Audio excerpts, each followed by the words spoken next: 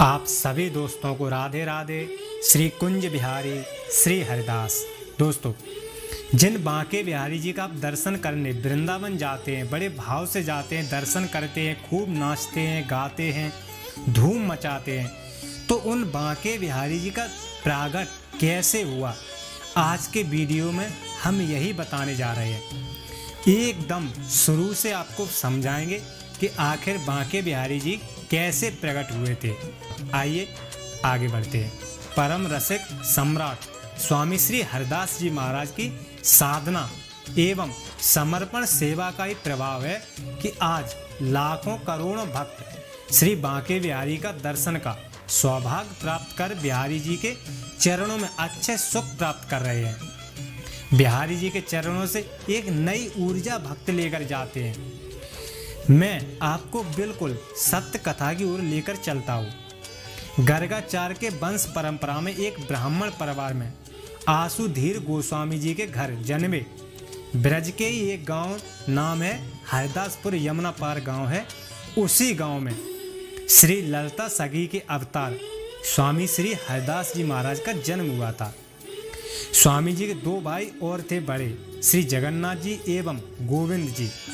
आसुधीर जी के तीनों बेटे बड़े ही संस्कारी थे, ज्ञानी थे, लेकिन स्वामी जी का व्यक्तित्व बड़ा ही अद्भुत था। स्वामी जी को बचपन से ही भजन करने का, भक्ति करने का जो स्वभाव था वो बड़ा चमत्कारी स्वभाव था। अपने पिताजी से आज्ञा लेकर लगभग 25 वर्ष की उम्र में यमुना जी को पार करके वृंदावन आ गए। स्वामी जी यमुना जी के निकट एक कुंज में साधनारत हो गए और उसी स्थान को आज हम निधिवन कहते हैं। जहां आप दर्शन करने स्वामी जी का जाते हैं निधिवन में, वही साधना स्थली है स्वामी श्री हरिदास जी महाराज की। उसी जगह पर बांके बिहारी जी प्रकट हुए थे। कैसे हुए थे ये मैं आपको बताने जा रहा हूँ। जब स्वामी श्री हरिदास जी महाराज वृंदावन आए थे, तब उनके साथ उनके भाई गोविंद जी के बड़े बेटे विट्ठल विपुल जी भी उनके साथ आ गए थे। क्योंकि स्वामी जी से इनको अटूट प्रेम था, मन नहीं माना और पीछे पीछे वो भी वृंदावन आ गए। स्वामी जी ने जब अपनी रसो उपासना प्रारंभ की, श्यामा शाम को जब रिझाना प्रारंभ किया, तो वृंदावन का वातावरण अलौकिक हो गया। जब स्वामी जी हाथ में तानपुरा लेकर पदगान करते, उस समय पूरा वृंदावन थिरकने लगता था। कुंज से निपुर और बंसी की धुन सुनाई देने लगती थी, मानो महारास प्रकट हो गया हो, ऐसा चमत्कार हो जाता था। ये भक्ति सबसे ऊंची भक्ति है, हर कोई नहीं कर सकता। लेकिन उनके भतीजे विट्ठल विपुल जी जो उम्र में उनसे बहुत छोटे थे, लेकिन स्वामी जी से उनका प्रेम भाव बहुत था। उनके कानों में जब ये नुपुर की आवाज़, बंसी की धुन जाती थी, स्वामी जी जब गाते थे, उस समय वातावरण दिव्य हो जाता था। विट्ठल विपुल जी सोचने लगते थे कि तानपुरा से निकलने वाली तो ये झनकार तो नहीं है, फिर ये निपुर की आवाज़, बंसी की धुन आवाज़ ये आ कहाँ से रही है।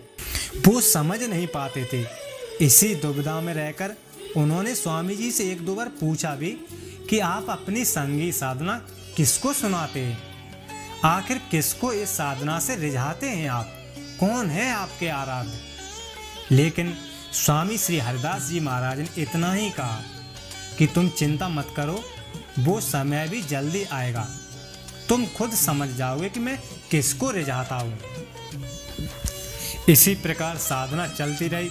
कुछ दिन बाद स्वामी श्री हरिदास जी महाराज के भाई श्री जगन्नाथ जी भी वृंदावन में स्वामी जी के पास आ गए। अपने गांव हरदासपुर से श्री जगन्नाथ जी से पूछा, आप अचानक कैसे भाई? तो जगन्नाथ जी ने कहा, मुझे कुछ दिन से मेरे चित्त में, मेरे सपने में रात दिन वृंदावन आ रहा था, तो चला आया। स्वामी जी ने कहा, अच्छा हुआ आप आ गए। तो स्वामी जी के भाई देखते हैं कि स्वामी श्री हरिदास जी महाराज निकुंज के सामने हैं, हाथ में तानपुरा है और भाव विभोर होकर गा रहे हैं। ऐसा लगता था मानो किसी को रिझा रहे हों, मानो उस कुंज के अंदर कोई शक्ति विराजमान है जो दिखाई नहीं पड़ रही। श्री जगन्नाथ जी भी उस संगीत को सुनकर भाव विभोर हो गए, उसी भूमि में आनंदमय होकर गिर गए। शरीर की सुध भी नहीं रही। थोड़ी देर बाद जब स्वामी जी ने देखा कि भाई उनके भाव में खो चुके हैं, उसी समय स्वामी जी ने उनको जगाया और पूछा बड़े प्रेम से मुस्कुराते हुए कि अरे भैया, या वृंदावन में घूमने आए हो या इस ब्रज में बसने आए हो? स्वामी जी के मुख से ये सुनते ही जगन्नाथ जी चरणों में लिपटकर रोने लगे और कहने लगे, अब आप मेरे भाई नहीं, आप अब मेरे गुरुदेव हैं, और अब मुझे वृंदावन से जाने के लिए मत कहना। अब मैं आपको और वृंदावन को छोड़कर कहीं नहीं जा रहा, अब मैं यहीं बसने आ गया हूँ। तभी स्वामी जी ने उनको उठाकर अपने हृदय से लगा लिया। बंधुओं, फिर यहाँ से ही स्वामी श्री हरिदास जी की महिमा चारों तरफ फैलने लगी। लोगों का आना जाना शुरू हो गया। रसिक जन उनके चरणों में बैठकर संगीत सुनते सुनते भाव विभोर हो जाते थे।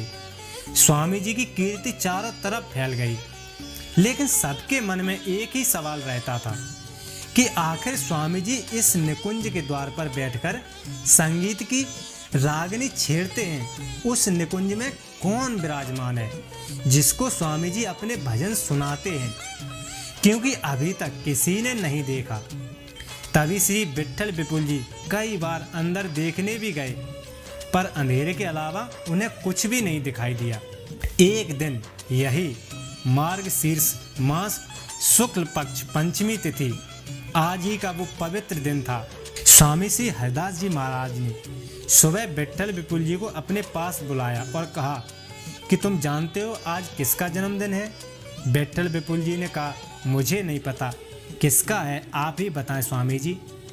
तो स्वामी जी ने कहा, अरे भैया, आज तेरा ही जन्मदिन है और आज के दिन मैं तुमको बड़ा सुंदर कोई उपहार देना चाहता हूँ। विट्ठल विपुल जी बोले, यदि ऐसी बात है तो हमें तो उपहार में एक ही चीज़ चाहिए। स्वामी जी बोले, आज जो भी उपहार तुम मांगोगे वो तुमको दूंगा, चल मांग, क्या चाहिए?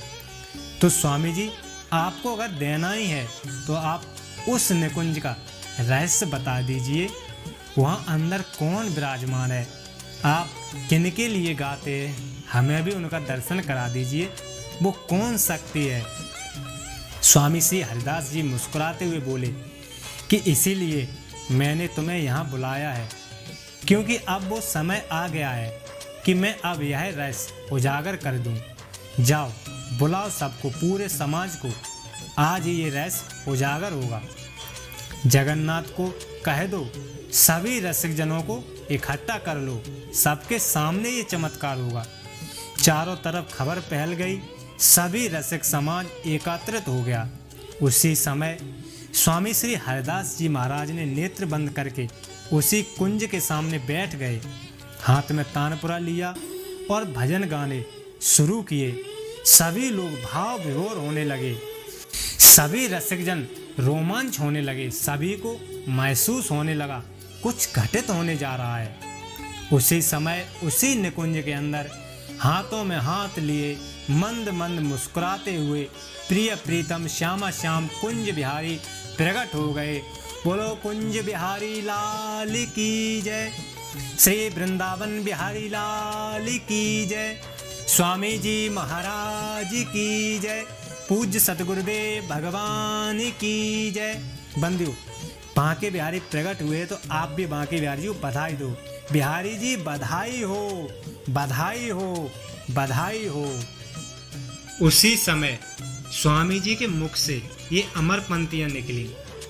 मायरी सहज जोरी प्रगट भई जू, रंग की गौर श्याम घन दामनी जैसे, प्रथम हुत अब हूँ आगे हूँ रही है, नाटर हैं जैसे, अंग अंग की उजराई सुगराई चतुराई सुंदरता ऐसे श्री हरिदास के स्वामी श्यामा कुंज बिहारी समवसम जैसे। जिस प्रकार आकाश में बिजली और मेघ बिलसे हैं, इसी प्रकार यह जोड़ी कितनी सुंदर लग रही है। यह जोड़ी पहले भी थी, अब भी है और आगे भी रहेगी। यह जोड़ी नित्य ही रहती है। स्वामी श्री हरिदास जी कहते हैं, प्रिय प्रीतम, तुम दोनों एक दूसरे से कम नहीं हो, समान बेस है तुम्हारा। स्वामी जी कहते हैं, यह जोड़ी अंजमा नित्य किशोर है। यह नित्य वृंदावन में निकुंज महल में विराजमान है। यही जोड़ी स्वामी श्री हरिदास जी के अनुरोध से धरा पर रहने को राजी हो गई। हमारे लिए बहुत बड़ा सौभाग्य की बात है। हमें इतनी सहजता से श्री ठाकुर बांके बिहारी जी के दर्शन हो जाते हैं। उनका सुंदर मोहक स्वरूप का तो क्या कहें। जो एक बार देखता है वह उन्हें निहारते थकता ही नहीं। भक्त जो उनको निहारते हैं फिर वहां से हटने का मन भी नहीं करते। उनके विशाल नेत्रों में जिसने एक बार भी डुबकी लगा ली वो उन्हीं में डूब जाता है। उनके मुख की मुस्कान, नाक की बेसर, घोड़ी का हीरा, कानों के कुंडल, माथे का पाग, पिटारे, चंद्र का मोर पंख आदि मिलकर ऐसे मोहित कर देते कि भक्त अपने आप को उन पर प्राण निछावर करने को भी तैयार रहता है। ऐसे बांके बिहारी जी को बारंबार कोट कोट प्रणाम करते और उन्हें बधाई देते उनके जन्मदिन पर। बिहारी जी बधाई हो, बधाई हो, बधाई हो।